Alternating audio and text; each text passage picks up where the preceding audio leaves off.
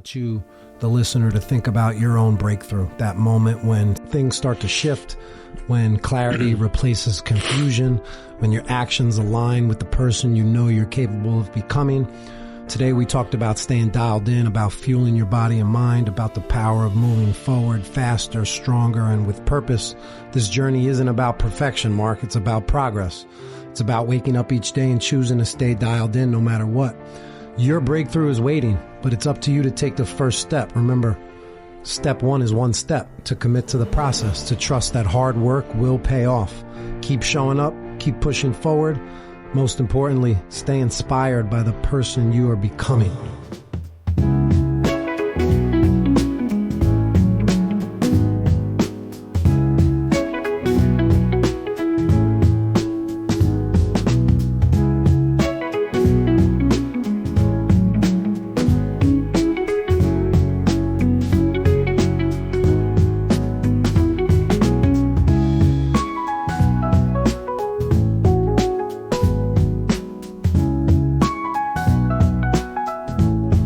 Can we just start the episode off by saying how amazing you look today? No, it's almost as good as you. There's something about your persona. You're exuding so much more positivity lately. Do you feel it? I'm very excited to do this every Sunday with you. I'm tired of getting out-complimented by you. Yeah. You've been just showering me lately with compliments. You're running up the score. So I got to go on a big run. So I just wanted to start off by throwing that positivity your way. I've been suffocating people with your progress. I know. Just shoving it in everyone's face. I'm proud I could be that, success story for you. Yeah, it's awesome.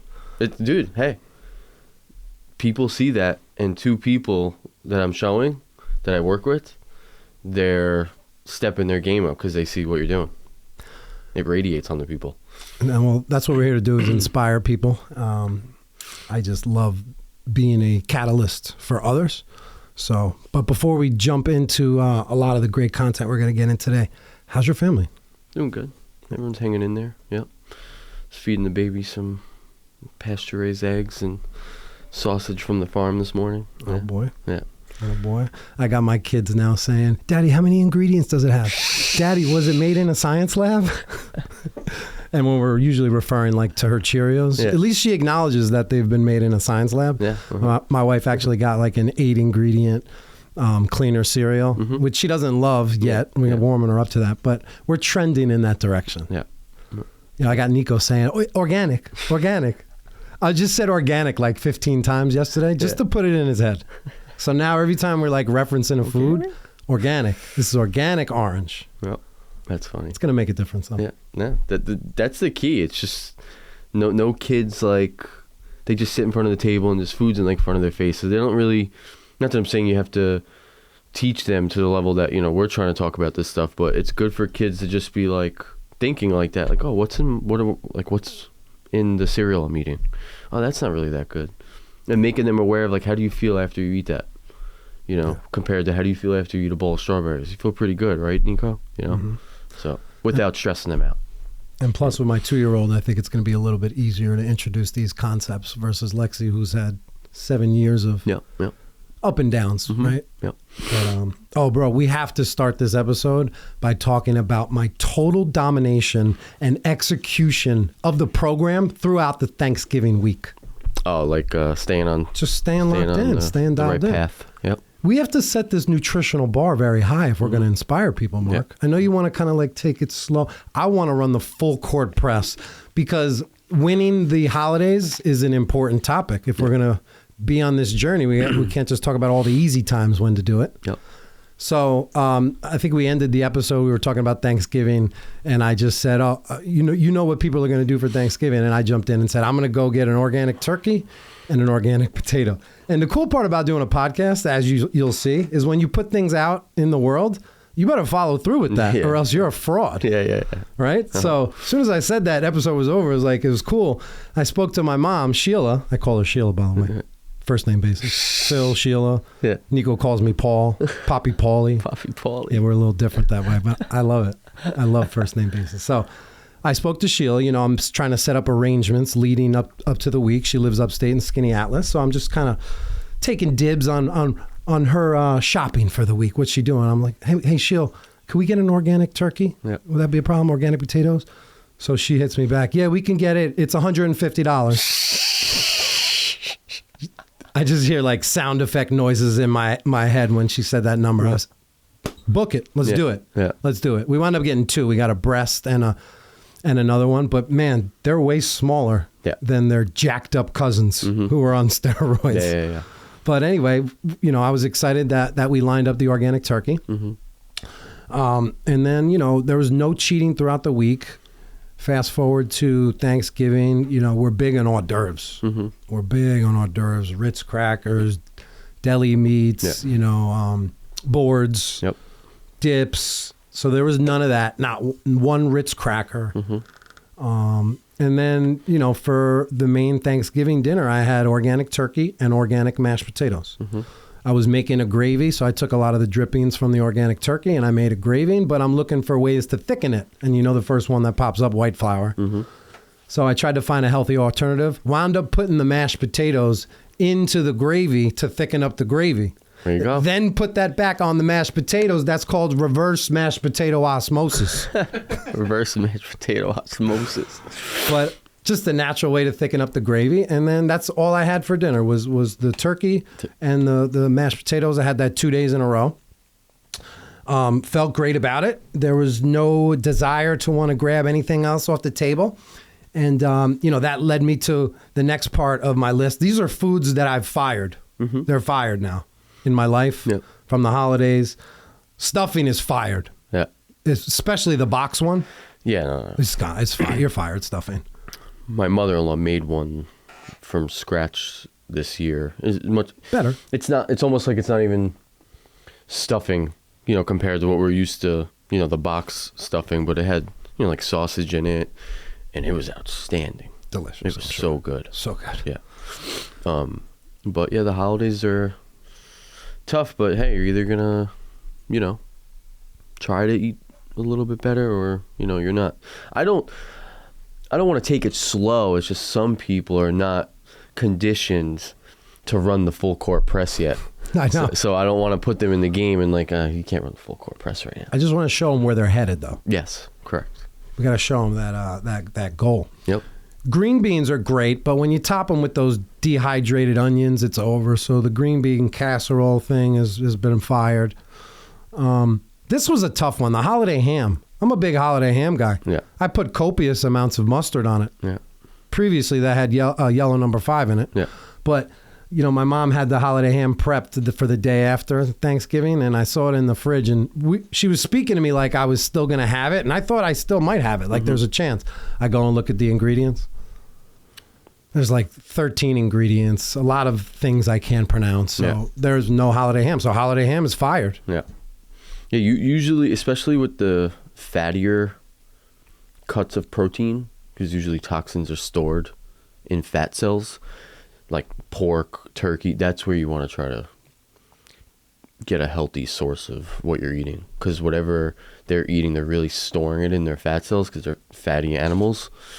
That's why, chicken will be better, and then beef is great because they have more than one stomach, so they're really breaking things down and getting out of their system better. Yeah. So, corn. We have corn at the table. Corn is fired. Is there a more useless veggie? It's just because it's so mass produced, which means that they're constantly just turning the soil over, and it's just the soil is just getting more and more watered down to the point where there's nothing in it. On top of, because it's so mass produced, and most of these places don't want to lose money, God forbid their crop goes bad. That's something that we'll get into about, pesticides, for example. But a lot of these crops, spray glyphosate, on the weeds. And they've genetically modified corn, for example, where the weed will die, but the corn won't. So it's, that glyphosate's kind of sitting all over the corn. Mm-hmm. But, there's something to talk about there that it's if that crop makes this farm, whatever, $1 million, a year in revenue, right? God forbid it goes all bad. Now what? You know what I mean? So they lose a lot of money. So that's kind of why they use it. So corn, it's just such a watered down product that you're not really getting much out of it besides, delicious sweetness. Yeah, delicious glyphosate. Yeah. How's that sound? Yeah. Does that sound appetizing? Yeah, and glyphosate's pretty bad. And the way my mind works is once I started talking about corn, I just started thinking of the corn family. Yeah. And what a messed up family that is. Yeah. Like, look at the descendants from the corn family. Think of corn on the cob as like the granddad. He's a nice guy. He means well. He's had a good run, But look at his kids. Yeah. High fructose corn syrup, maltodextrin, dextrose, cornstarch, modified cornstarch. That's an effed up family. Yeah, your blood sugar just goes like all the way up. Xanthan gum, corn oil. I mean, the amount of products, synthetic ingredients that we produce from corn. Yeah. So the corn, you're fired. Yeah. There's a cool way to think about, like, you remember the movie Interstellar? I do, but I went in and out of consciousness in that movie. The whole idea behind like GMO is that, I don't know, say something bad were to happen. The ability to use GMO and create food in that way, God forbid something drastic were to happen and we go into some sort of weird apocalypse, we're still able to genetically modify food and feed people. So the whole premise, like in the movie Interstellar, is that the earth is about to end and there's this dust, and the only thing that we can grow and feed people with at this point is corn. So that's why you see all the corn crops in the movie Interstellar as they're trying to, leave the planet and go somewhere else. So that's kind of the argument with, GMO is, that's what they kind of hit everyone with, which is, it would help us survive and feed the world, if we needed that. And, last episode you were asking me about foods I miss. And as I was listening back, I don't want to sound cold or heartless, but the reason why I don't miss anything is because, as I was mentioning before, we're addicted to food and we're romantic and emotional about food. So, previously, one thing I missed about Thanksgiving, or one part of Thanksgiving food I loved, was the holiday sandwich that I make at night. Yeah. Basically, you take all of the ingredients, turkey, mashed potato, stuffing, corn, gravy, cranberry sauce, mix it all together like a chopped cheese. Then you put it on a sandwich. The sandwich, I put mayo on one side, salt and pepper on another. It's one of the top 5 American sandwiches. Yeah. I don't miss it anymore. So you put it with bread? You put it with bread. Boom, press it. You put it with the junk food known as bread. It's a power move. Yeah, but I don't miss it. So there's one example of something I absolutely loved and look forward to every Thanksgiving and had once a year consistently, but it's over. Yep. It's over. There you go. Now, there's a lot of healthy, modified versions of what we're talking about. So just being creative in the kitchen and having the understanding to know which ingredients to use, and you could still make a lot of your favorite dishes. Yeah, like I love cinnamon rolls. So I make them from scratch, and I try to just use everything that's really good. I try to, if I, make icing, make sure there's nothing bad in it. And I mean, it is pretty crazy. Like when you make it from scratch, the difference of how you feel eating that, where if I go get it somewhere that's, highly fake, I have acid reflux right away. I'm all messed up. So that's usually like how I know how clean something is. It's kind of, that's how I know most of the bread that's sold. I know exactly, dude. I eat that piece of bread and I'm like this, I know it's bad. Yeah. But you can find good bread around here. There's a few places that actually make clean bread. I'm not ready to make that jump yet, but I will. Yeah. And when I do, I'll shoot you a text and ask for those bread locations. So how many carbs do you think you're eating right now? When I'm in my zone, then I'm really only getting carbs from the dark berries and from the nuts. So I would, whatever that constitutes. Think like under or over 100 grams? I would say under. All right, cool. Okay. Last night I did have organic garbanzo beans in a salad. I did have organic oatmeal in my yogurt. I had a little spaghetti squash. I don't know how many carbs that is, but just while we're on the carb topic, and I heard this week with regards to which carbs we should be consuming. There's carbs from the earth and there's man-made carbs. So when you say carbs, you're always speaking about carbs made naturally from the earth versus man-made ones like breads, pastas, and processed carbs. Your Yeah, thoughts? they're not, like, we have to be, we said it the other day when we were in the gym, and to be very careful. Like, carbohydrates are not bad for you. Protein is not bad for you. Fat is not bad for you. They ran that narrative for a while. I mean, if you look at the increase in a lot of the chronic diseases, diabetes, heart conditions, there's a nice clear red line in the sand of when they started marketing everything low fat, and everyone was like, oh, low fat product, like great. And when that happened, they just started shooting sugar content up, adding sugar and then the ingredients. So the carbohydrates are not bad. Like, your brain it loves carbohydrates. It loves fructose. It's fuel for your brain. Children that are developing, that are growing, like my daughter, I've been noticing, I'm like watching her because I'm always focused on her protein intake. And I'm just like, yeah, she's like being distant from it. But she's been great, like berries.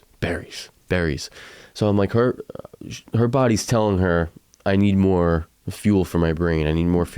So this stuff is not bad, especially, the more natural stuff. It's really just the overconsumption of anything and where it starts to become a problem. You don't want to consume something like fuel, carbohydrates, but you're not really ever burning calories. Kids can get away with this stuff more because they're just so thermogenic, dude. They're moving around. They're constantly crawling, standing up, sitting down. Great crawlers, They're just so curious. They're not, I mean, when my daughter sees this, she goes from looking at everything playing, and then she just goes on my lap, and she's just like, and then boom, she freezes.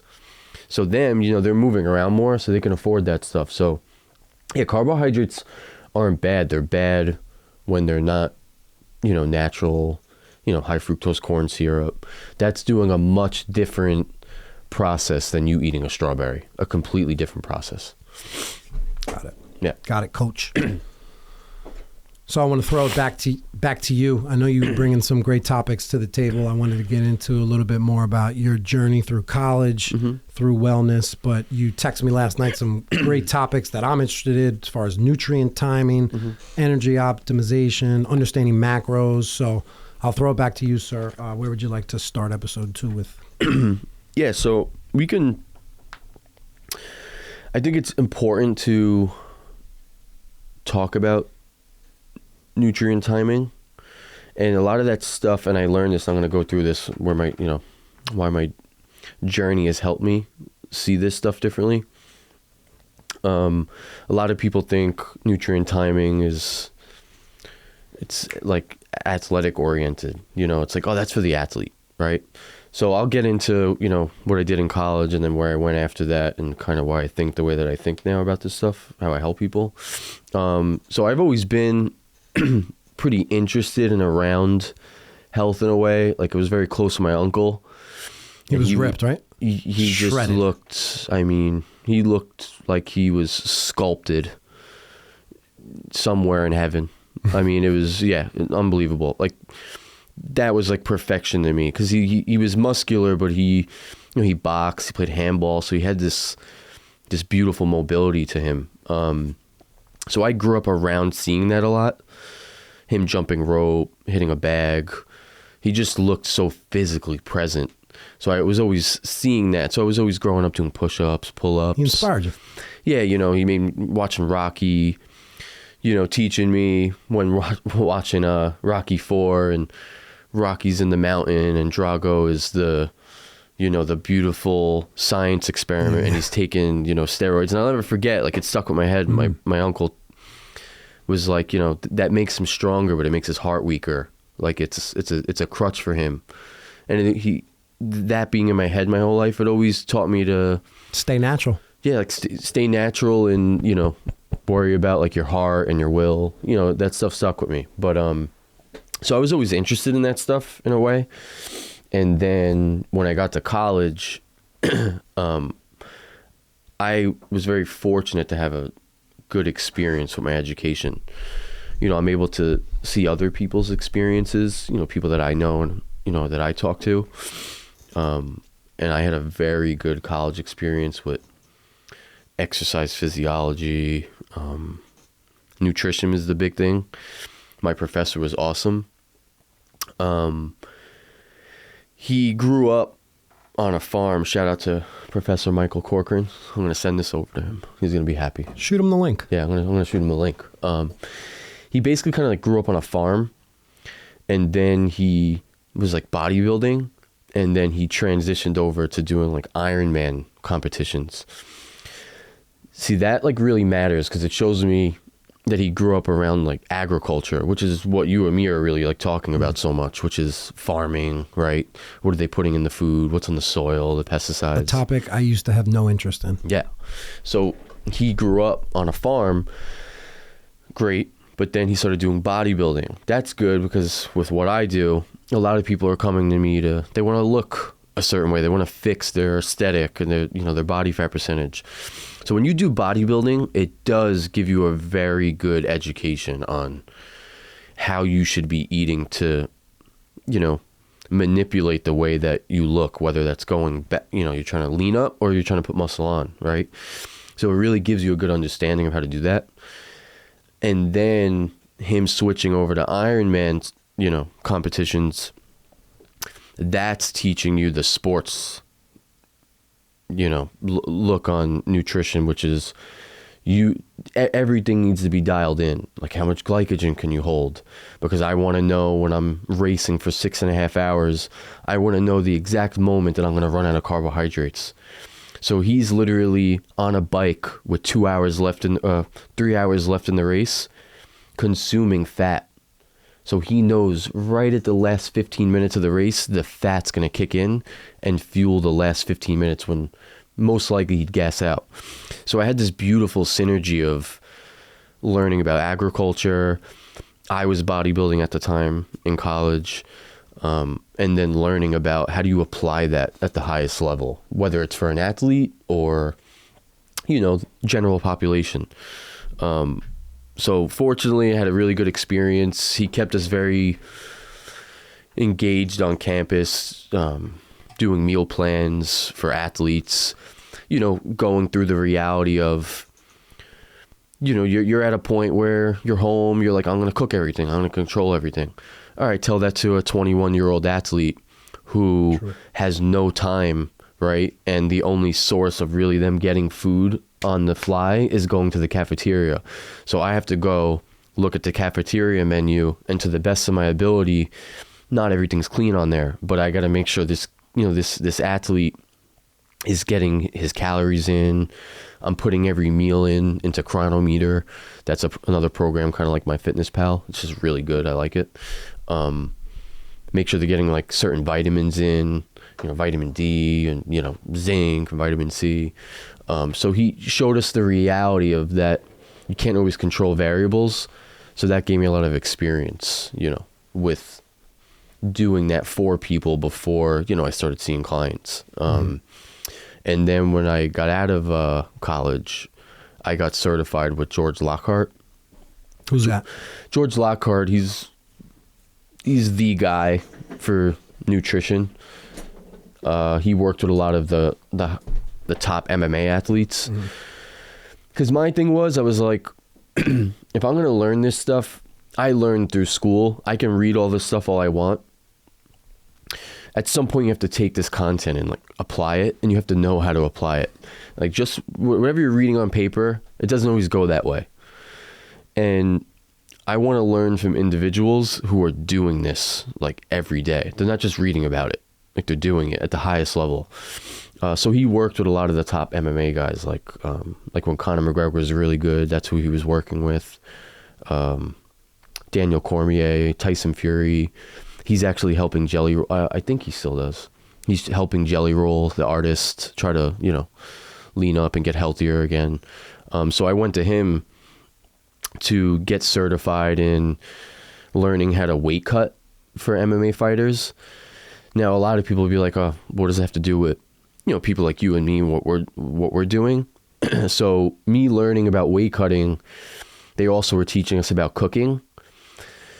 Now, you learn very quickly when you're doing the certification that like these fighters, they have to eat a very specific way leading up to their weight cut, because anything can, change how hard that weight cut's going to be on them. These guys are cutting 20 pounds in a day, 20 pounds of water. The most I've seen a guy did, it was like 24 hours, it was 28 pounds of water. It's very, very insane. So everything needs to be calculated. Now, the other thing is they can't eat a certain amount of food. They have to eat the right amount. Now, you have a fighter that's operating on an extreme high level of burning energy, and you're putting a 400 calorie dish in front of their face. Like, they're not going to be too happy. So they taught us how to make food look much more presentable. And I also think that's a big problem today with how we eat, is that you eat with your eyes first. And you should try this. Make what you're normally making.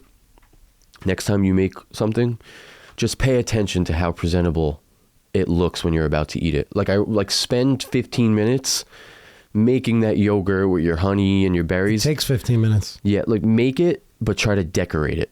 And watch the difference of how you feel when you look at the dish and you eat it. There's more of a satisfaction to when you're eating that food. So, they taught us about making food look presentable, when people are used to eating 800 calories in a sitting. So when you start, it's this, the plate's this big and it's a little bit, you want to make that food look presentable so they're happy, that they're going into eating it. So I took what I learned from that certification and I said, I'm doing the same thing for general population people. It's just that they don't need to lose 20 pounds of water in a week. I just need to take this process and scale it out over a 4, 5, 6 month period and make it less intense for people. So I just took that process in my education in college, and that's what I do with my clients. And it, the cool thing, the reassuring thing was coming from my college experience and then listening to George Lockhart. Him and my professor were boom, right on the same page, word for word, what they were saying. So it really reassured me what I learned in college had a lot of value. So yeah, and then, after that, I just started training people. I've always wanted to just get people as healthy as they possibly could. And that's always been my interest. So that's what I've been doing for the past 8 years. And I've learned a lot, doing this for 8 years. How many current clients you're working with now? I have 14, 15. Yep. Mm-hmm. It could be overwhelming. Mm-hmm. Because it's a lot Did of... you count me in that 14? Yeah. Oh, yeah. It could be, and that's why I try to chime in with, where your journey's at. It's like I have 14, 15 people, and it's like your mindset is completely different than someone else's mindset, and then someone else's view on food, or maybe medically, like they have different things going on where they can't tolerate milk, right? So I have to really be able to adapt and find a way. I used to be more of have that bully mentality a little bit, like, hey, you're either gonna eat healthier or you're not, and it just doesn't work like that. Like you have to, can't force it upon them. Right? Yeah, you can't. Like, I can show you where the water is, but I can't make you drink it. But it's my job. I felt that when I was in college, it's very intense what you're learning. I think that's one of the cons to what you're learning in college at that age, is that you're learning all this high level stuff, but you've never ever had any sort of physical experience with it.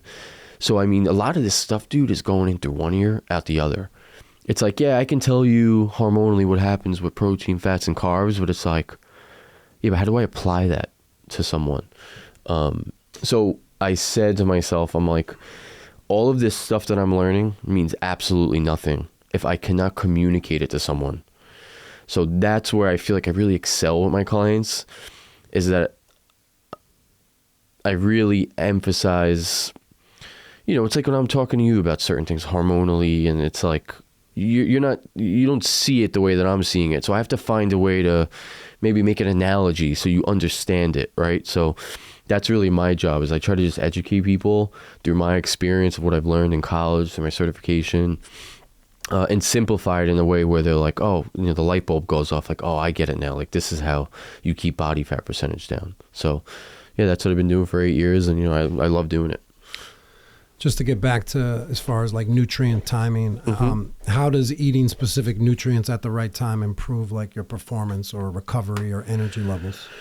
So, and we're going to get into, what you usually hear, like eating things that like boost your metabolism or eating more frequently that boosts your metabolism. I hate when we're using the word, I don't want to say hate, I dislike. Electric collar, Yeah. rewind. Don't be hateful, Mark. Put the dog collar on me. I dislike when we use the word boost.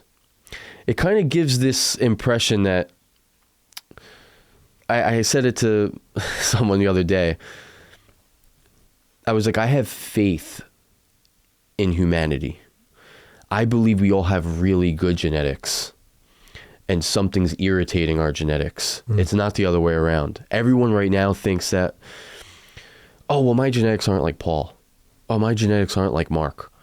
And it's this constant, like, we're being programmed to like think that like we're not naturally healthy. And I think we are. I think it's the opposite. I think we are naturally healthy, and this constant exposure to everything that we're doing, environment, and I think that's what's, messing with our genetics. Things that irritate you metabolically.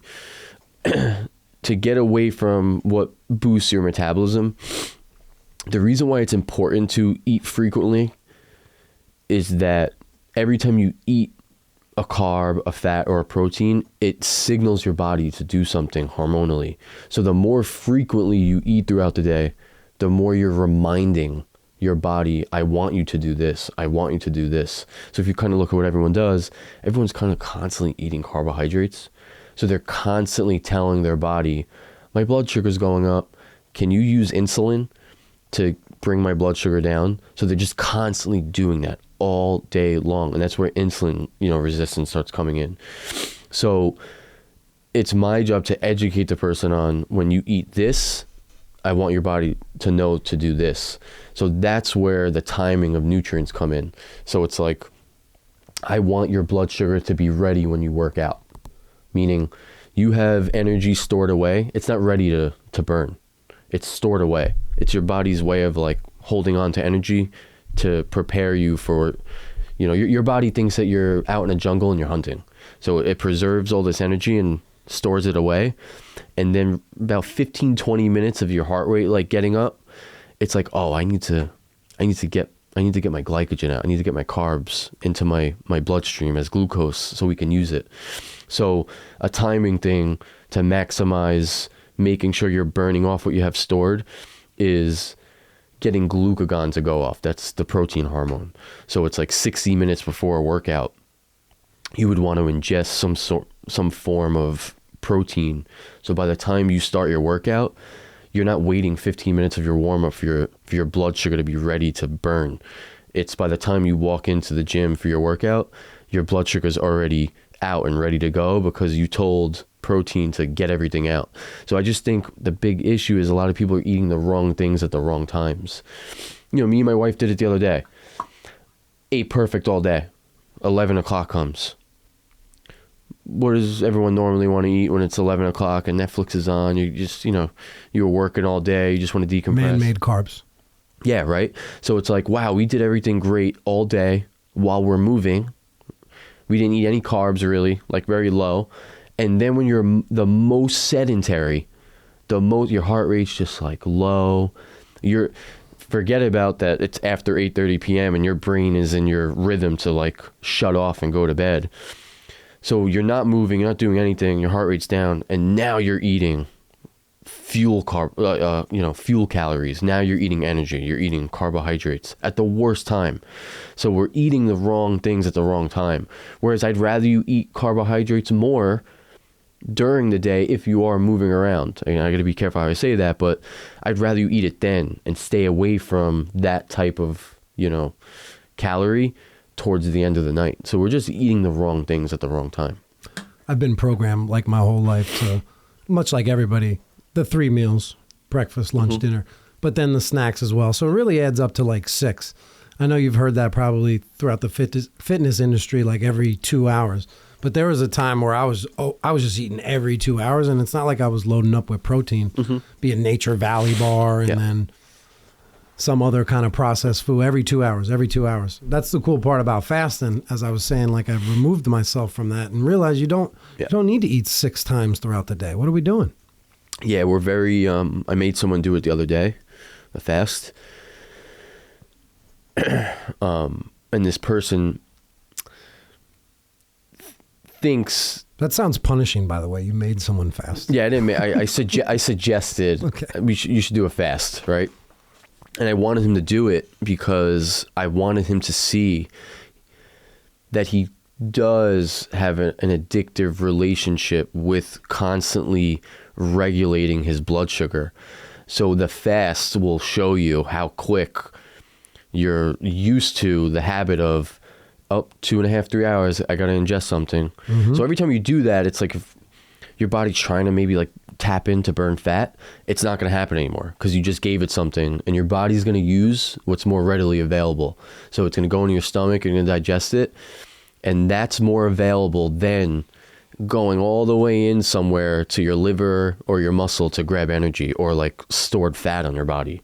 So I wanted to show him really what happens when he removes himself from coddling his blood sugar, and he saw very quickly how much he relies on stabilizing his blood sugar all the time. And everyone's doing that. You know, I do it sometimes. I used to be really bad. I used to not be able to operate unless I had 100 grams of carbohydrates in the morning with my breakfast, like oatmeal. You know, I was much bigger, I had more muscle. I mean, I had to constantly, how much glycogen do I have? How much glycogen do I have? And it coddled me like bad. And then if I didn't do that, I couldn't work out as hard. Yeah. It was like a crutch for the day. Yeah. I had to be in peak, energy storage to operate. Yeah. And that's not good because it's not sustainable. And we want to build habits that are sustainable that we could do over the long term. Yeah. Not just a quick fix, which everyone is in it for. Listen, it's different. You come to me and you're like, hey, Marc. I come to you with passion, optimism, and positive energy every single time I step foot in your vicinity. What were you saying? Like if you come to me and you're like, hey, Marc, like, you know what? I want to do a competition. I want to do a marathon, or I want to do an Ironman. I mean, Ironman's crazy, but I want to do an Ironman. That's different. You're specializing in something now. So I'm going to start to specialize your diet in a way for that task that you're doing. But for people that are not competing in something and they're trying to just be healthy, you want to create this year-long 365-day pattern of habits that are sustainable, that you're going to do it 90% of the year. You know what I mean? I don't want you doing something where, you're going to do it for 2 weeks and then it's just going to be too much stress and then you're going to go back to doing whatever it was that you were doing. Like, you have to create this healthy relationship, for you to continue to be healthy. I feel like we started this podcast and I'm leveraging this opportunity so I can get more one-to-one time with you. Yeah, me too. Because this is like, there's a lot of parts to my game that need improvement. Like, you're talking about half the stuff that I'm not too sure about, that I need to add these pieces, glycogen levels and so many other terminologies. And like I said in episode 1, I'm on this journey, so I'm learning as I go. So, but this is great to kind of get this insight from you. I always wanted to put you in this situation because you need that outlet, You're doing it perfect. I think it's good to... Like, a lot of this stuff can be very overwhelming, and I think it could be like a gift and a curse. It's like sometimes at me, it's like, it stresses me out. Like, I'm looking at food and I'm like, oh my god, you know what I mean?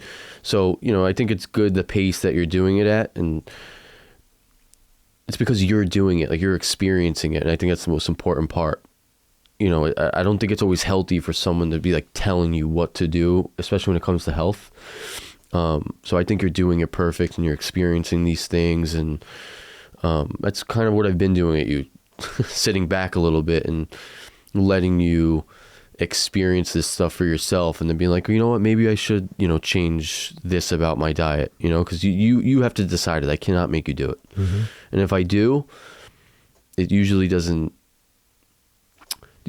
stick the same way when someone makes you do it. I remember specifically you saying, when I was looking at myself in the mirror, let's say 4 months ago, at my love handles or whatever, just parts of my body that I want to improve. And you're like, clean up your diet. Yeah. I don't think we went really in depth in those moments, but I heard the word clean up your diet. Are you eating clean? And it didn't register with me. I didn't know what you were talking about. Yeah. I hear clean and I think, are you eating healthy? Mm-hmm. We just go like the generic route. Yeah. Are you eating unnatural synthetic ingredients that could be holding you back? Yeah. That's what I was doing. And someone said something the other day, and they were like, yeah, well, everything in moderation, right? Everything. Right? High fructose corn syrup in moderation. Now, that's fine. I can entertain that word. Okay. But what is your perception of moderation? Right. Because when you really zoom out and to go way. day to day, week to week, month to month, year to year. Back it up. Right? And you look at what is moderation, and you really just look at the totality of the exposure of what you're constantly consuming, it's not moderation. No. It couldn't be further from moderation. It is, you are submerging yourself. It's a cute word we add for comfort. Yeah, I agree with it. I think there should be, I've been constantly saying like balance, Sure. balance, but it's not balanced at all. It's not. And I think we tell ourselves that it is, but it's really not. You have to look in a 7-day span. It's like we talked about it last time. It's like, all right, yeah, moderation. All right, Monday to Thursday, I ate perfect. All right, the other half of the week, it's Friday, Saturday, Sunday. So it's really only one extra day throughout the week that you're eating better than you're eating bad. And then the days that usually you're eating bad, you're not staying in the caloric intake that you are when you're eating clean. When you eat bad, you're almost like doubling what you do when you eat clean.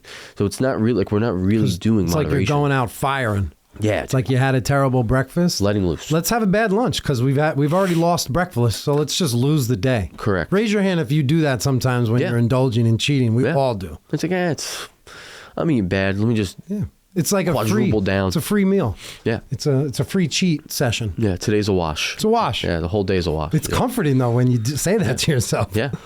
So as you back yourself further into a corner. So I think we have to be careful with the story that we tell ourselves sometimes, because I don't want to be annoying to people, but I try to just set that standard that it's not moderation, because if you think like that, to what you just said, it's gonna keep spiraling out of control, and it's gonna be like, oh, today's a wash, so I'm just gonna eat like this all day. And then it's like, oh, well, I ate like that yesterday and it is Sunday, so I'm gonna eat like this again. You know what I mean? I'll just get back to it on Monday. Yeah, that's why I've gone 0 to 100 with this. Yeah, I'm all in. Yeah, that's why I shared what I shared over Thanksgiving. It's for me. You got to find what works for you. If you're good at modifying, that's a skill I need to improve at. Yep. But I can kind of turn the switch on or off with something I'm super passionate about. And I was just thinking this morning, as far as our priorities in life, and everyone has interests and everyone has hobbies and things they love and passions, to-do lists in life, right? How could prioritizing your health not be number one on that list? It's not for most. It's not. Yeah. And it wasn't for me for a long time. I put everything else in front of it. It's got to be number one. I just think we need to help inspire people to get their priorities, so their health is number one on that list. Yeah, I've been trying to create a healthier perspective for myself with why that's happening. Why we're not for you and me, it's our priority now, right? But it's for so many people, it's not. So I need to understand why. Because if I just sit there and be like, well, it should be your priority. So I need to understand why is this happening? And I just think that it's just a lack of education. It is. That's the first thing I thought of. And it's a hard. Yeah, it is hard. It's super hard. These are, and a lot of my frustration comes from to what he just said. It is hard, and it's not your fault that it's hard. That's what creates that's what creates my frustration. Yeah. Is that so many people are dealing with this, and it's just a lack of education. And it's a lack of education. And a lot of my frustration comes from, to what he just said. It is hard, and it's not your fault that it's hard. That's what creates my frustration. Yeah. Is that so many people are dealing with this, and it's just a lack of education. And it's a lack of education. And a lot of my frustration comes from, to what he just said. It is hard, and it's not your fault that it's hard. That's what creates my frustration. Is that so many people are dealing with this, there's not many things around them that are making it easier for them. That's where my frustration comes from. Unlearning a lifelong worth of ways on how to do something is hard. Yeah. And we all did it with our eating. We grew up in a system thinking it was normal and the right way. And now when you try to open someone's eyes to it, it's tough. Yeah. And it does come with education. That's something I think that allowed me to transform. It's like when I had the info up to date is when I made the changes, is when like it clicked for me. Yeah. And we just need to push it out more and more. Because as I was saying over the weekend, you know, when I was with my family, and knowing that it's going to take time for everybody. But I'm confident that there's nowhere else for them to go. There's nowhere else to look. If you don't have all the information at first, you still have time. Yeah. But as you start to learn more and more, you start to back yourself in. There's nowhere else to go. Because this is all truth. This is science. Yeah. Right? It's not like we're debating if this is true or not. Eating wholesome foods is the way to go. So I just think the more we can share and the more people can learn about these things, they're going to start to change on their own. Yeah. And, you know, like I was doing the bodybuilding and I was like, wow, like I look good. I look awesome. You look damn good. And I was just like, You were inflamed though. You were bloated. No, yeah, I was just I'm just promoting the way that I look, and I just Claudia, I never saw his bodybuilding pictures. I'm just pontificating. No, and I was Yeah, let's add him to the show. Yeah, I was just like, I'm only promoting the way that I look, and it's like what's under my hood, like what's going on, like am I? It's like, yeah, I'm 21. I can get away with eating 400 grams of carbohydrates every day. And like every variable in my life is controlled. I get up, I go to class. Class is done at 3. Then I work out at 3:30. And then I can easily, right from my workout, replenish myself and go to the cafeteria that's 30 seconds away from the gym. And then I go to my room. And then I want to get a second workout. And I walk 1 minute to go play basketball for 3 hours. So I'm like, I'm not really promoting like how healthy can you be. So, you know, I just, you know, and I had people in my life growing up that I feel like their quality of health was great, and then it goes downhill. That like, I want people to, I always tell people that like, I just want you to be healthy. You know what I mean? Like when you're 50, when you're 60, when you're 70, you're going to have grandchildren. I want you to pick them up and not worry about. My client who was with me the longest, he's been with me from day one. He's in Italy now, relaxing. I said, what was your moment of why you like came to someone like me? And he's like, I was walking through Grand Central, going to work. He's like, I saw a picture of myself. And he's like, I couldn't recognize myself. But he was like, it wasn't really like that. He's like, I was walking to Grand Central, walking out, going to my job. And he's like, I looked up at the ramp. And he was like, what if I don't make it up this ramp? Because of how just out of shape he was, unhealthy. And he's like, that fear, he's like, I just couldn't let go of the fear anymore. And then he's like, you know, he went to Tony Robbins, that woke him up. And then he came into me and he just went like all in. And his progress was amazing to see. It was really, really cool. That's what I want for people. That. So you can not worry. I see it all the time. I see, you know, at home, people around me, the things that they're worrying about. You know, you go to the doctor, you get your blood work. I just want people to go to sleep and not worry about that stuff. That's what I want. Because it's one less thing that you have to worry about, you know? That's what I care about. It would be nice if people went to sleep and didn't worry about anything. Yeah. Many of us are just worrying about things that we're not going to think about in 5 years. Yep. So if, you know, I used to feel like I was invincible. Now, like I have a daughter, I'm older, like I completely understand that difference like when you're 20 to where I'm at now, maybe where I'll be at when I'm 40. It makes me understand a lot of the people that I see, you know, the age that they're at, and me being like, oh, like, you know, because I was a young kid, like I'm invincible, I'm in the best shape of my life, you know what I mean? But it's like I think about things now, like when I'm rock climbing, like what if I jump down and just land the wrong way, and I, mess my knee up. I was climbing a year ago, dude, and I climbed all the way up to the top to do I do auto belay when I rock climb. I wasn't paying attention. I was about 3 feet away from touching the top and jumping off where it lowers you down. I noticed 3 feet before touching the top, I had to be 50 feet in the air. I didn't have a rope on. I was 3 feet away from jumping 50 feet to the ground with no rope on. And just like that, you're not invincible. You know what I mean? So I find myself thinking about these things more of, being grateful that I'm, I have my health, and, I'm just more aware of, caring about this stuff. Don't you ever pull a crazy stunt like that again. Oh, you hear me? I was mentally quite rattled when I got down. Like, if I'm not mistaken, like, I think I might have climbed one other little climb, a different one without a rope that you don't need. But after that, I couldn't even gather myself, because I was that close. I mean, you're talking about 3 steps of not paying attention, like 1, 2, 3, touch, and jump down. I was that close to, I don't know what would have happened to me. I was 50 feet in the air. Yeah, it was pretty bad. Yeah. Sorry to interrupt the podcast. Just wanted to thank you for being here and joining us on this journey. The fact that you're here shows your commitment to your own transformation, and that's something you should celebrate. We're here to help you every step of the way, and we want to hear from you. So if you have questions or thoughts or breakthroughs that you want to share, reach out to us directly at thedialedinpodcast@gmail.com or hit us up on any one of your socials. Now, let's get back to the podcast.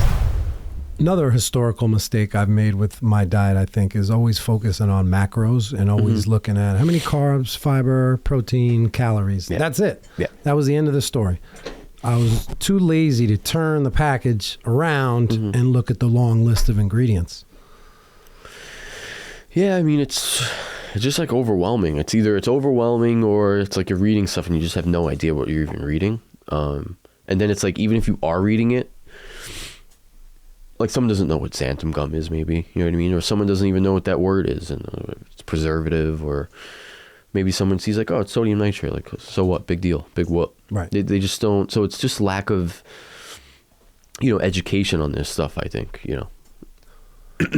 So speaking of updating our listeners, right, with some of these important synthetics and things to avoid, I made a little list of some of the most widely used synthetic food ingredients. We've heard of some of them we haven't, but I just think it's important for people to start seeing them, hearing them again, and help, which would help them make the choice to omit them from their diet. So we all have heard of high fructose corn syrup. It's in everything. It's in a lot of the sweets we eat, but sodas, candy bars. Another one, monosodium glutamate, MSG. That was in the box soup that we had in the house the other day. Ramen noodles. Yeah. Doritos, Cheetos, lean cuisine. What about lean cuisine, huh? That's crazy. The audacity to have a company that says lean cuisine and then put those stuff in there. That was another part of my awakening, was seeing like companies that, market themselves as healthy. Yeah. Crazy. Red 40. Those are in candies, Skittles, Gatorade. All that stuff is about to be taken out right now. They're I think the FDA's ripping everything out. They're all getting fired. Yeah. Yellow 5. Those are in Mountain Dew. Why do you think it looks so beautifully yellow? Yeah. Yeah, red. It's not the ginger. Yep. No, and the color, it's just, it lights people's brainwaves up seeing it. For sure. Like the blue Gatorades, some of these like colorful drinks that Starbucks and Dunkin' has, these refreshers, they're beautiful, the colors. Yeah. Sucralose, protein powders, sugar-free syrups. Saw a video the other day of like this fitness influencer who put, we making a chicken meal with rice, but then he put sugar-free syrup on it. I'm like, that's how we're topping off the meal, and we're adding those synthetics in there. But yeah, it's just the constant that carbohydrates are bad. Man-made. Those are man-made. Yeah. Sodium benzoate. It's in soda, salad dressings. Yep. Potassium sorbate. It's in Entenmann's, dips, Tostitos, jams. Jellies are not good. Xanthan gum, very popular one we hear. We spoke about it on the last episode. It was in the chickpea pasta, but it's in a lot of dairy-free milk, salad dressings, barbecue sauces, hot sauces. By the way, Frank's hot sauce, you're fired. Yeah. You're fired, Frank. You're fired. Now, that doesn't mean hot sauce is out. There's plenty of clean hot sauces, but all of the commercial popular ones we buy in the store, mostly all of them are done. Carrageenan. That's in some dairy-free products. Butylated hydroxyshasha. It's in breakfast cereals, packaged bread. So you can't pronounce them. If you can't pronounce them, you shouldn't eat them. Nitrates, right, Mark? Sodium nitrates in hot dogs, bacon, cured meats, deli meats. Yeah, where you see a lot of the problem with high blood pressure in people, it's two things. It's very potent doses of sodium intake and carbohydrate intake. So because both of those things, they hold water very well. But there's a difference if you drink a Gatorade for hydration, there's a difference of how that hydration drink operates if it's hypertonic or hypotonic, meaning in that 16 ounces of Gatorade, if there's a whole bunch of solvent in there, like sugar and sodium. Solvent doesn't sound delicious. No, it's just like solute versus solvent. So it's like the liquid versus the physical components that are going into it, like sodium, sugar, right? You want that to be more watered down, like more liquid and less of that solvent. And what happens with these I mean, these are one of the main contributors to like the obesity problem, especially like in kids. It's because they're drinking these like soft beverages like Gatorade, Prime, all that garbage. So there's a difference in how your body will be hydrated based on if that same content of sugar and sodium that was in that Gatorade was in 32 ounces of water rather than 16.9 fluid ounces. It does the opposite. So if it's too potent, like too condensed with the sodium and sugar compared to the liquid, it'll do the opposite for your cells and like pull things out and like won't really hydrate you. So the problem with blood pressure is that we're constantly eating two things in such crazy potent doses that it's putting too much fluid into your cells, which is carbs. 1 gram of carb, 3 grams of water attaches to it. That's why everyone likes like when they're low carb and getting on the scale. It's because their water weight drops right away because they're not holding as much water. Feels nice. Yeah. And everyone thinks like water weight is a problem. It's not. Like I want you hydrated, but for someone who has high blood pressure, I would pay attention to their carb intake and their sodium intake. So sodium nitrate, there's so much sodium in products like that. So they're consuming a whole bunch of carbohydrates, which holds water. Then they're consuming a whole bunch of sodium nitrate that retains water. So their cells are just getting so much fluid in them. That's where you see people with very, very high blood pressure. That's what it's doing. So if you sweat, it'll lower that a little bit. If you're drinking a lot of water, you'll keep urinating. That will start getting the extra sodium out of your body. So that's where carbs, high fructose corn syrup, and sodium nitrate, that's where you see that crazy prevalence of high blood pressure in everyone. Yeah. I love giving you these lobs. Yeah, so that's a nice lob. Yeah, back to the list. Blue number 1 in parentheses is called Brilliant Blue. That sounds romantic. That's in frosting. Betty Crocker. Betty, you're fired, Betty. Yeah. No offense. You're probably a lovely lady, but you're fired, Betty. Yellow number 6. That's called Sunset Yellow. How pretty. That's in Doritos, Cheez-Its, Orange Fanta. I used to go into high school. I used to go in with a box. Cover your ears, ladies and gentlemen. I used to go into school with a box of Cheez-Its. Sure. I would finish the box by the end of the day of school. And you'd be starving. Insane. You'd be so hungry after that. A whole box of Cheez-Its. I mean, it's just, when I think of the emptiest calories, my eating habits hollow in high school, it is concerning. Yeah. You and everyone else, brother. You can get away with it. You get more active. I'm playing I'm on a basketball team. I'm moving. I'm learning. Then I'm going to work, and then, you're just operating on a different level. But like, wow. Ladies and gentlemen, coming in at number 15 on the list from the corn family, modified cornstarch. You can find those in Campbell's soups, Yep. gravy, Heinz, instant puddings, and Jell-O. Polysorbate 80 in ice cream, whipped toppings, coffee creamers, propylyl glycol. How we're pronouncing it? Yeah. Okay, it's in frostings, salad dressings, processed foods. Lecithin, I hear this one a lot. Lecithin, soy or sunflower lecithin. Mm-hmm. It's in a lot of chocolate bars, protein bars, baked goods, margarine. Margarine's fired. Yeah. See how many ingredients I are in think it's margarine? like 1 or 2 molecules away from being plastic. It's If I'm not mistaken, I'm pretty sure. It's not to be used in the food industry. Yeah, like flies don't even go on top of it. No. They would make them because puke. It's not. No, it's just They not. would instantly die. That's not food. That's a plastic They'd container. get stuck to it. Yeah, it's pretty crazy. Yeah. Saccharin, Yeah. sweet and low, sugar-free. By the way, sweet and low is like the stevia from the 70s. That is the worst tasting, in my humble opinion, worst tasting sweetener ever. Yeah. The pink packet. Yep. Then it went to, it's funny how the packets evolved. It went from pink to blue. Mm-hmm. It got better each time, to be honest with you. Yeah. Yellow, the Splenda, even though we are frowning upon it now. Yeah. When that came out, that was like the next wave. Yeah. And then when stevia came out, Yep. that's where I'm at now. I still like stevia. Yep. And we've fired the other 3. Calcium proponiate, that's in packaged bread, yuck, tortillas. Silicone dioxide, spices, powdered drinks. Another food I fired was ranch seasoning. I love putting it on popcorn. It's amazing. I'm thinking it's harmless, but it's got safflower oil in it. So you're fired, ranch seasoning. And there's a bunch of other ones you can't even pronounce. Guar gums, the gum family is fired.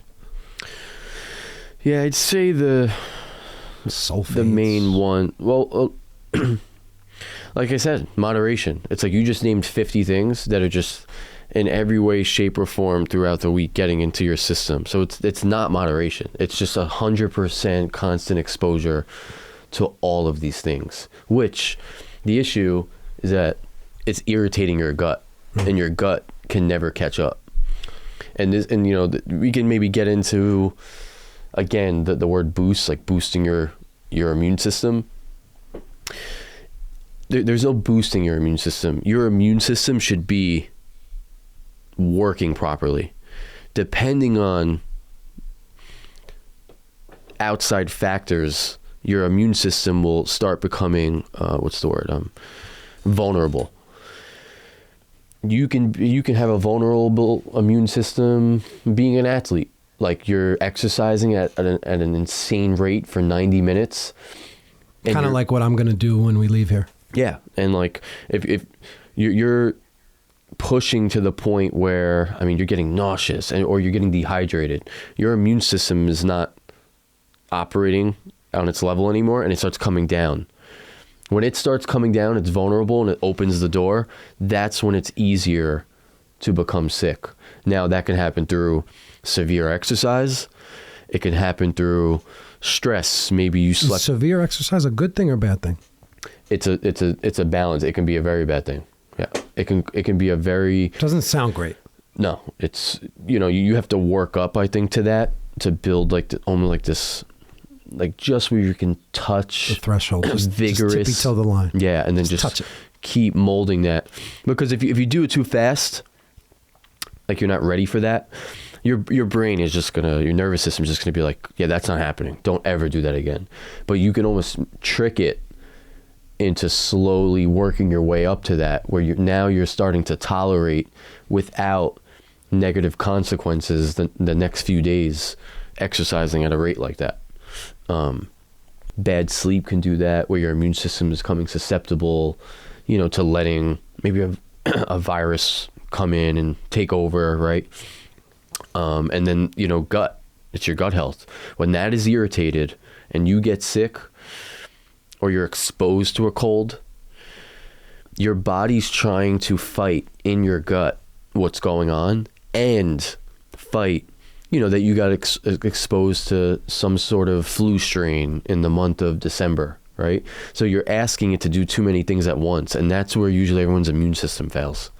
On top of, they're not consuming food that is making sure, to the best of their ability, their immune system is ready to fight. That's what's happening. That's the problem. Yeah. I know when you say that's the problem. Yeah. I know you're about to get to the solution when you say that. Yeah.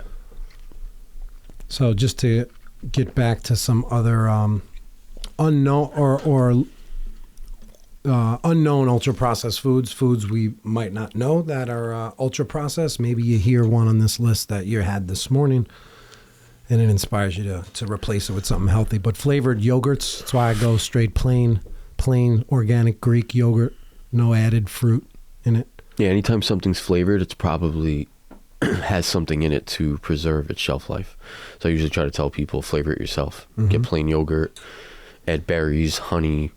You want some chocolate? Throw a few chocolates, get a 100%, chocolate like cacao. Throw that into your yogurt. Make the flavor yourself. Don't buy the flavor.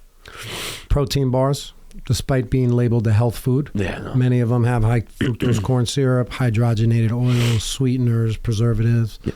I haven't found a healthy protein bar on the market. I'm not saying there's not any. I tried RX bar is pretty good, but they don't have high protein content in them. The healthy. Yeah, but I'd be like, oh, well, hey, at least we're getting a little bit of protein in, and we're keeping it clean, not irritating the gut. I think it could be a good, someone is in a meeting from 9 a.m. to 2 and they cannot, go eat, and they just have that, with them. I think it's fine. It's just really the taste. I made my own protein bar a couple weeks ago. Yeah, or you can do that. It was marginal. Mm-hmm. I think I could improve the recipe, but it was clean. Mm-hmm. It did the job. I mixed like cacao powder with the protein powder, peanut butter, and organic oats. Yep. With some honey. It's perfect. Yeah. Yep. Vegetarian or vegan meat alternatives, like those Beyond Burgers, have 100 ingredients in it. Yeah, I just can't believe. So I can't believe that. It looks like real meat, though. I just can't believe. It's incredible how they do that. I don't know who they is. Yeah, who are they? They're not nice, though. Whoever they are, they're not nice. They have. It's the most impressive thing I've ever seen. It really is. Genius. They found a way to get people to stop eating the best way at absorbing protein, which is most likely so much more nutrient dense, and tricked everyone into eating food that has an insanely low amino acid profile and that is highly processed. It's the most processed. It's so impressive what they have done. It really is. I know. It's like, wow, great execution. Looks like organic, grass-fed, grass-finished ground beef. I mean, it's insane. Yeah, insane.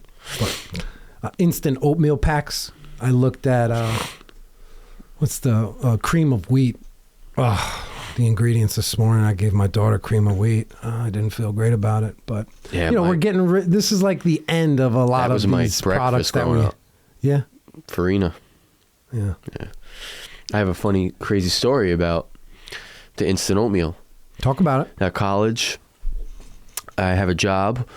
I'm getting up at 4:00 in the morning in the freezing cold because I worked at a gym and I had to open the gym up really early because there was a cycling class every morning at 4:45 a.m. So to get there early, open the place up, put the heat on, put the lights on so everyone could go to their cycling class. Now it's 4:15 in the morning, 4:30 in the morning. So the gym always had these instant oatmeal packets. And at this time, I'm just like, I just need carbohydrates. I wasn't fully thinking like this yet. You weren't woke to wellness. I was slightly aware. No, I was aware. Like, obviously, the cleaner you eat, obviously, like, you'll feel better. But I was not looking at it the way that I look at it now. It wasn't a big deal. And at 4:30 in the morning on an empty stomach, I'm eating 2 packs of instant oatmeal that has who knows what's in it, right? Maybe we can even pull one of them up and look at like what's in it. I was eating one of like the cinnamon apple instant oatmeals. It was irritating my gut so bad because I was eating it on an empty stomach with nothing else. The acid reflux wave that I got, it was so bad I had to go to the nurse on campus. And I'm like, I can't, like, I feel like I have to go to the hospital. This is so bad. And I had to get like an over-the-counter, acid reducer. It was that bad. And it was because I was starting my morning off with nothing else.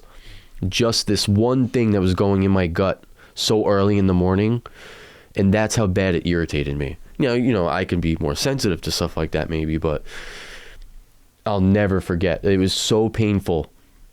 And it was from eating that. Yeah. In the morning. The dangers of eating packaged oatmeal. See? Scary, scary stuff out there, ladies and gentlemen. Crazy. Scary, scary stuff. That was the one and only time I ever took something for acid reflux. Yeah. Did it work? It did, but there's a lot of stuff that shows that acid reducers, it's a Band-Aid. And in the long run, it can really start to disrupt that, the acid that your stomach is trying to produce. Like sometimes if you do have acid reflux, one of the best things to do is like consume lemon. You would think no, but sometimes the absence of acidity in your stomach will cause it to create acidity. So sometimes adding it in will help balance that acidity out. We talked about corn and all of its bad usages. Let's give it up for lemon and all of its amazing usages, because it's more than just that. You could clean with lemon. Yeah. That's the extent of my knowledge, but I know there's a lot more than with lemon. Yeah, then we could start getting into... It's the same thing. Anything that's grown, you have to start asking, like, how is it grown? Like, what's sprayed? Like, so that's why it's like the more you know, it gets very like so overwhelming. So I just find some things like do what works for you. It's like if we all know how mass-produced avocados are. It's like I was thinking about it the other day. I'm just like looking at the avocados and I'm just like, nah, these aren't fully good. I could just see. I just knew, dude, because I've had a really good avocados before. And there's a complete difference. It's outrageous. Avocados are like an emotional roller coaster because you could be looking at one and it could look healthy and green inside, and then you open it up and it could be sad and brown. Yeah. And yesterday it could have been green, and then tomorrow it's brown, and you could buy a brand new pack that's ready to go, and the next day and they turn. So when you get a great avocado, there's nothing like it. But all I'm saying is sometimes it's a little disappointing when you see what's inside. Yeah. It happened the other day, like, usually I get, I don't know, like 2 days out of it, or like just the top layer gets brown, and then I just scoop you can add lemon to the top layer to prevent browning. See, I knew there was more usages for lemon. Yeah, you can do that. Yeah, they do that, like water. I think they do sometimes just to, but like I don't know, a day went by. It might have been like the morning, and then at night, and the whole avocado. It wasn't just the top layer. It was the whole avocado was just done. Yeah. Yeah. So just to round out our list of things to stay away from, fruit snacks, that big bag of cranberries, that has hydrogenated oils in it. So stay away from a lot of the commercial fruit snacks, cereal bars, granola bars. Nature Valley, I used to think was a health food. I used to eat it every day because DOE gives away free Nature Valley bars. So I stacked them. What was the other? Like 50 Nature Valley bars in the stash that we were always eating as kids? The other bar. It was like a granola bar with like chocolate chips in it. Oh, it was a Chewy bar? Chewy, the original granola bar. Yeah. The Chewy. I don't think we need to pull up those ingredients. I think it's safe to say it's ultra processed. How about the oatmeal I used to eat growing up? One of my favorites, the dinosaur oatmeal. Has the dinosaur eggs in the oatmeal. It's candy in the morning. I don't know, but I am like 15 years older than you, so. How old are you again? 30. 30 and 45. That's a good combination. You look my age. Hey, my metabolic age, according to my scale, said 33 this morning. I'm only 3 years younger than you. Can it go lower than that? Can I keep getting it lower? Because when I bought the scale, it said 45. So I've lost 12 years in 3 months. That's incredible. You probably. Can I get in the 20s? You think? I think so, yeah. What do I need to do to get my metabolic age in the 20s? That's tapping into your heart. How do I tap into my heart? Really... I feel like I'm tapped into my heart with you. You are. I am. I mean, the physical approach, not the emotional approach that you have with me. Yeah. No, that would be. optimizing what you're doing in your cardio, you know, between like high heart rate, staying there for a little bit, you know, increasing the capacity of what your heart can tolerate. And then, you know, not overdoing that and then staying in like a zone 3 more and just increasing your exposure to your heart pumping in that way. You kind of do it the way that you're lifting in your workouts, but I mean, I'm talking about exposure of time of you, I mean, jogging for 1 hour. I'm not interested in that. Yeah. I will jog for 1 hour when I referee. Yeah. But that's start and stop. I think that's one of the best tools about jogging is addressing that, what you don't want, that it forces you to be so present, and you're either going to stop running or you're going to slow down or you're just going to get off the treadmill or just stop jogging and be like, I'm done. The discipline that it takes to stay at a same pace for 45 minutes to an hour, that's how you reduce your metabolic age. You've been putting me on the treadmill lately too. We're doing the uphill sprints. Yeah. Those are nasty. Yeah, those are good. And then you got me walking uphill on the 15 incline with the medicine ball over my head. Yeah, that's nice because it's less. I feel like an ancient Roman just carrying things. That's what they used to do back in the day, just carry and lift. They do it today. You got to read that book, the Burn book I'm reading. I'm not a big reader. I would prefer to consume it through audio. I don't have a subscription to audio. Somebody asked me just yesterday if I could read this book. I don't have any subscriptions, but it's I have to. Can I use the bathroom? Not mid-show, you can't. You're going to have to hold it. There's no way. You're going to have to hold it. It's impossible. All right, 30-second timeout, Mark. Granted. Start the clock. I'm not going to name names, but someone who normally cooks in my house was not present, and this person is notorious for overcooking food because that's like burning it. No, making too much. Oh, gotcha. And they came home. And I got nervous. I'm like, oh, damn, did you not eat? Like, I thought, like, you ate where you were. So, like, we didn't make anything, like, extra.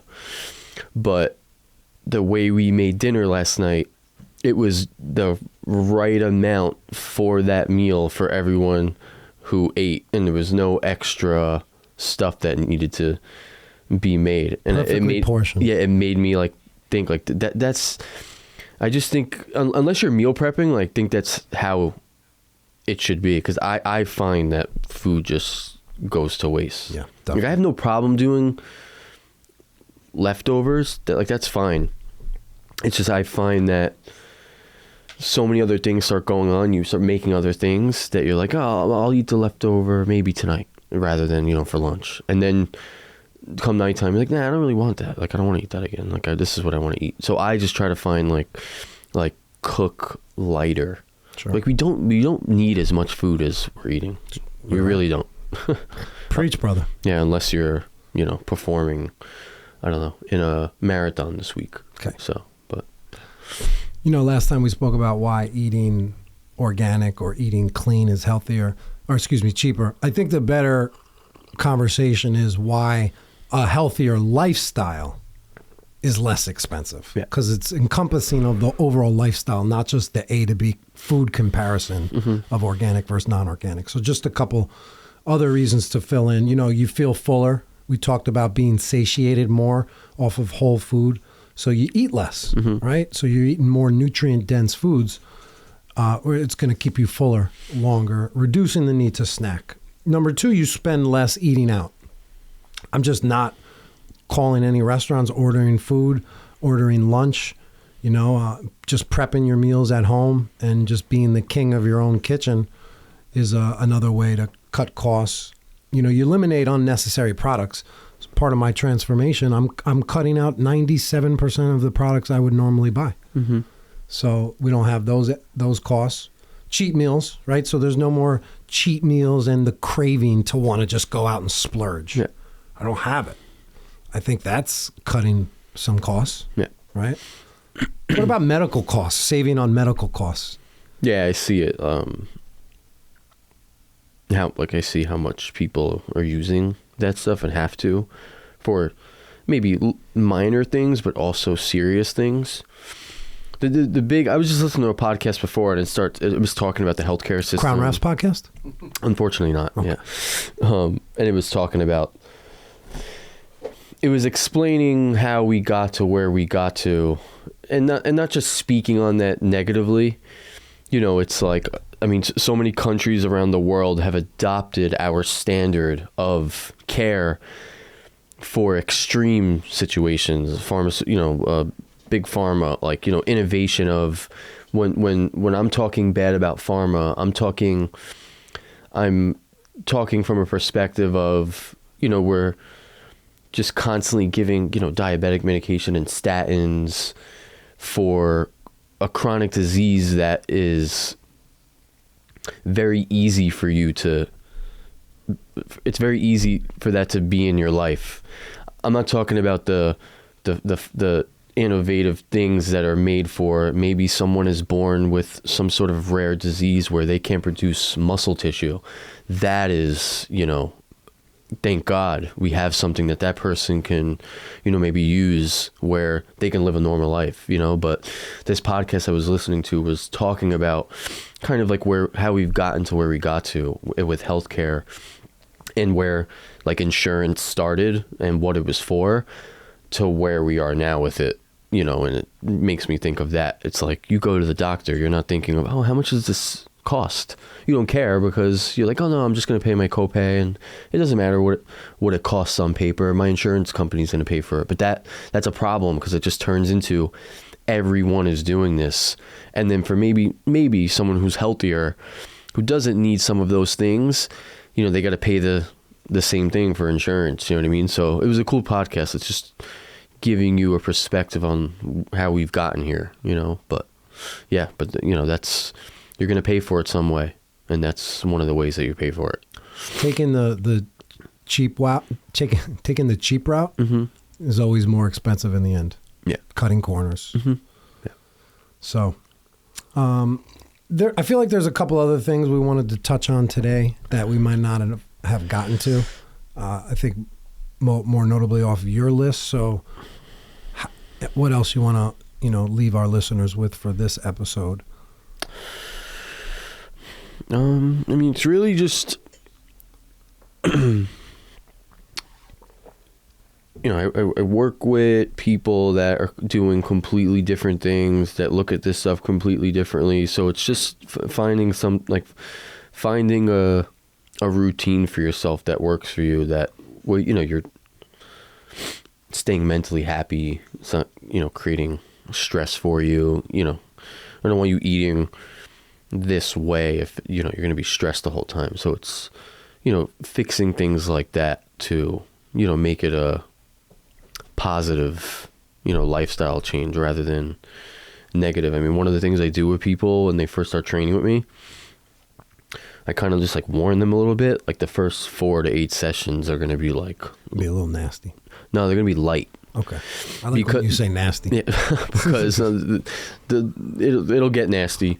It's just, if they come in and they haven't done this before, and I immediately send them into the torture chamber, mm-hmm. they're gonna wake up the next day, dude, and their brain's gonna be like, don't ever do that again. Okay. Don't ever go work out like that ever again. Don't exercise. Coming back. Yeah, you have to create this positive reinforcement in their nervous system to be like, oh, like that wasn't so bad.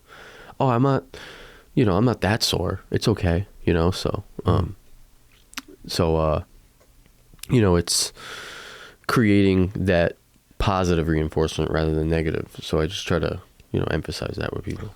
Let's get into Marc's movement minute. I know in episode 1 you were talking about abnormal patterns and not just the traditional up-down movements, and then that later went into the spinal waves and moving your spine. So I thought that was very helpful.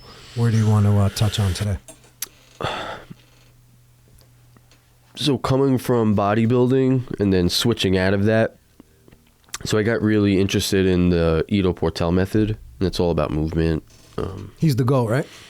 Yeah, it's not even close. It's not even close. No one's doing what He's the Bruce Lee of movement training. Yeah, no one's doing what that guy's doing at that level. That's touching on everything. I mean, strength, mobility, stillness, like being actively still, you know, meditating. Sure. Yeah. You know, those are things that I have not tinkered with too well. And coming from bodybuilding, it's like, oh, what am I doing with that? I'm doing my chest, doing my arms, doing my legs, I'm doing cardio, I'm doing this. You never, ever, ever hear someone say, I'm going into the gym to work on my spine. And it is so important. And if you really look at kind of what's going on with everyone's spine is pretty messed up, whether it's their cervical spine, their thoracic spine, or their lumbar. And it's, you know, I thought we just had one spine. Here I am thinking the whole time we just got one. you have a whole bunch of vertebrae, the different compartments that, you know, they just gives you an idea of like the region that it's in. But a lot of things fall into place when you focus on that, you know, decompressing your spine, because we're just like always sitting all the time. It's a big focus. So one of the things that we like work on is that I've learned through, you know, watching that method from afar is, you know, teaching your spine how to move well again. Because if your spine can move really well, you know, you're going to be able to tolerate much more intensity through certain like exercise routines. Because that's really where the big problem comes, is like, if someone's lower back is irritated, you know, are they going to start getting, you know, numbness and tingling down their leg because their, you know, butt is overflamed, or their lower back is overflamed and the nerves being, you know, compressed a little too much. So I found a lot of success at really aiming at more advanced stuff the more I focused on my spine. Yeah. And my thing is, like, forget about, like, you know, you're not trying to be an athlete. It's just, you know, you're going to pick stuff off the floor, you know, you're going to wake up in the morning. So it's really paying attention to that stuff so you have a better quality of life as you get older, you know. So, and everyone has a spine, like something wrong with their spine today. And it's just our habits and our lifestyle. Yeah. You know, as we close this episode, I want you, the listener, to think about your own breakthrough, that moment when things start to shift, when clarity replaces confusion, when your actions align with the person you know you're capable of becoming. Today we talked about staying dialed in, about fueling your body and mind, about the power of moving forward faster, stronger, and with purpose. This journey isn't about perfection, Marc. It's about progress. It's about waking up each day and choosing to stay dialed in no matter what. Your breakthrough is waiting, but it's up to you to take the first step. Remember, step one is one step: to commit to the process, to trust that hard work will pay off. Keep showing up, keep pushing forward. Most importantly, stay inspired by the person you are becoming. Mr. Marc Vaccaro, I love you, bro. I love you, bro.